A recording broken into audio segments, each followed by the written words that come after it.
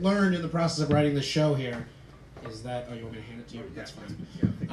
Is that the thing about mythology is that it's just a way of expressing simple messages. Moral tales. Yeah, exactly. Yeah. To the public. So we actually took a couple that we thought kind of reflected morals that we thought were important. Our values. Our values. So I'm going to share this. My first one was the humble woodcarver, which is about a woodcarver who lives a meager existence, but he learns that there's no poverty when you have happiness. It's so true. It's a great. It's so true. Message, It's yeah. such a good lesson. You know? Yeah, it's really good. And I had one that had a very similar kind of lesson to it. Mm-hmm. It's a myth, I think we all know this one. It's called The Horniest Bear. And it's about a bear who is very horny, you see. I mean, I'm talking horny, right? Like insatiable, okay? Like, doesn't matter how many stumps that bear jerks off on in the woods, he is horny. Yes, indeed. So, and that was mine. And then, Robert, I think you read another one. What? There's no... What's the moral of that? Well, I think it's pretty obvious. That bears get horny too. Now, I know you're saying, why is that? Well, what proof do you have, right? My thing is this: there are so many bears. Why? Why are there so many bears? It's because they fucking. Now, they fucking because they're so horny. And this is only a theory. Again, only a theory at this point, but it did resonate with me, and I think it will resonate with you. Thank you so much. And Robert read a second myth as well. Okay.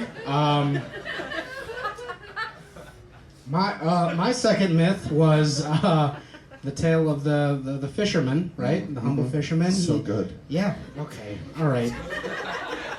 He is worried about feeding his family, right? And so he catches a fish, a small fish, and he decides to let it go. And it turns out that fish was a genie, and it grants him wishes for his good intentions. Yeah. So I think that's a great moral. Right? It is. It's a brave moral. Absolutely. Yeah.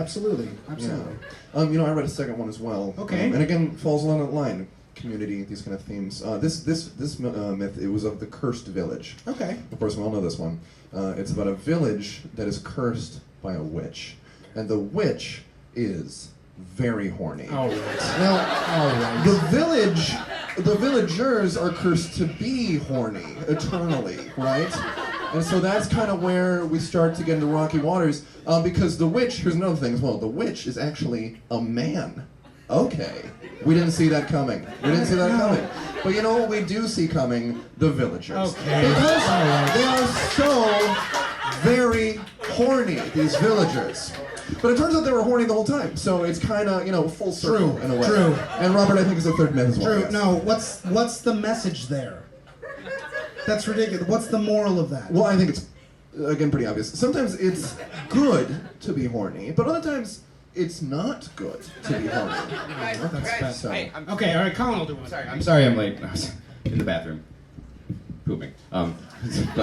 Is it time to read our myths? Yeah. Okay. Yeah. Mine is called Mr. Horny Looks at Stuff. Okay. I love this one. It's about a guy who keeps looking at stuff, and every time he looks at stuff, he gets more horny. No, Yeah. you can't read that. And that's You so, can't read that resonates. I can't read that. I think I'm pretty sure I can read it, so. Minster Hearn. You're right, I can't read. Yeah, you can't.